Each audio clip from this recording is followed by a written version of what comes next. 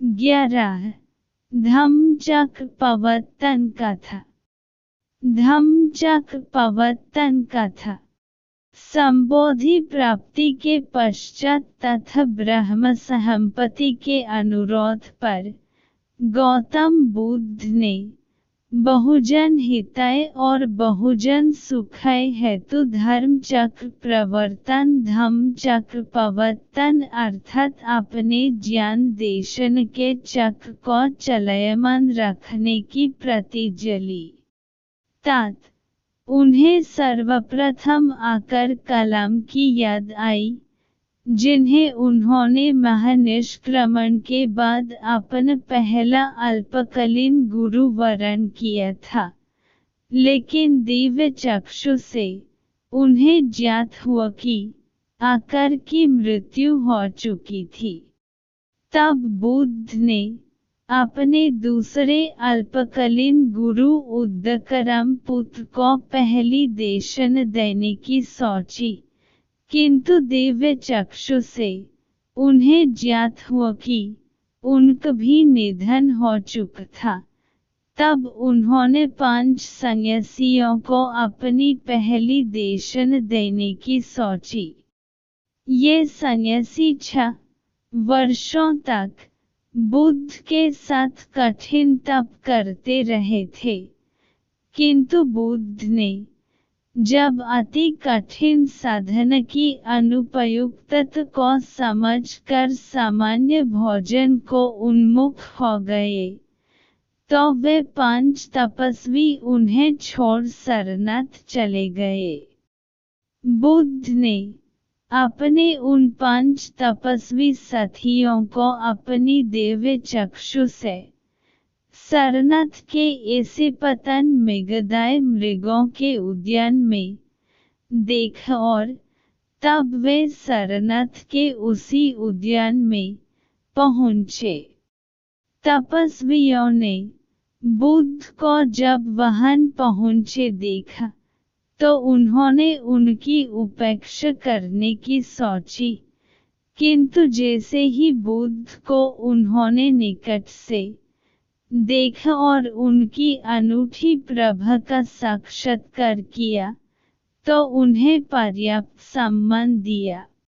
सर्वप्रथम बुद्ध ने उन्हें 4 आर्य सत्यों की शिक्षा दी। 4 आर्य सत्य हैं: दुख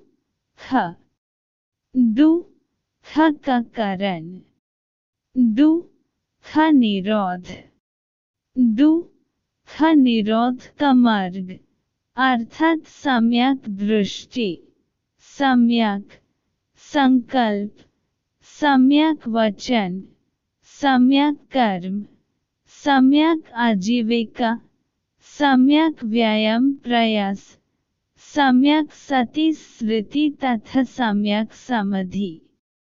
उपर्युक्त अष्टांगिक मार्ग ही मध्यम मार्ग कहलाता है, क्योंकि यह जीवन लक्ष्य प्राप्त करने के 2 अतिवादी मार्गों का निराकरण करता है। इनमें से प्रथम अतिवादी मार्ग है ऐन्द्रिक सुखों एवं भौतिकता से पूर्ण तथा दूसरा है जीवन लक्ष्य की प्राप्ति हेतु कठिन तपस्या एवं आत्म उत्पीड़न से युक्त। साथ ही उन्होंने अन्योन्याश्रय उत्पत्ति प्रत्यक्ष समुपपद के सिद्धांत को भी अपनाया। इसके अर्थ है कि संसार में सभी वस्तुएं अन्योन्याश्रित हैं। इस परिप्रेक्ष्य में यदि बुढ़ापा, बीमारी और मृत्यु आदि दुख हैं, तो वे जन्म पर आश्रित हैं। यदि जन्म ही नहीं होगा तो कौन दुख भोगेगा। यहाँ यह भी ध्यातव्य है कि मृत्यु केवल एक जन्म का ही अंत है, दूसरा जन्म इससे भी दुखदायी हो सकता है।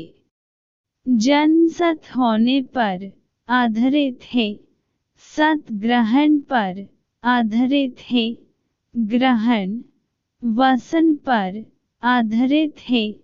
वासना सत्संग से उत्पन्न है। संसर्ग संपर्क से उत्पन्न है। संघर्ष षडेंद्रियों से उत्पन्न होता है। षडेंद्रियन देहांत बोध से उत्पन्न है। देहांत बोध स्पंदन से उत्पन्न है।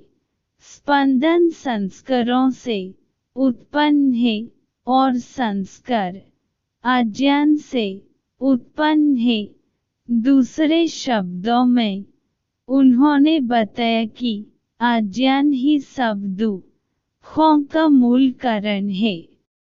यह उपदेश सुनने के तुरंत बाद कौंदंत, जिन्हें अन्नत कौंदन भी कहा जाता है, सौतपन बन गए। अन्य श्रोत भी कुद्ध के अनुयायी बन गए। द्रष्टव्य महापरिनिब्बाण सूत्र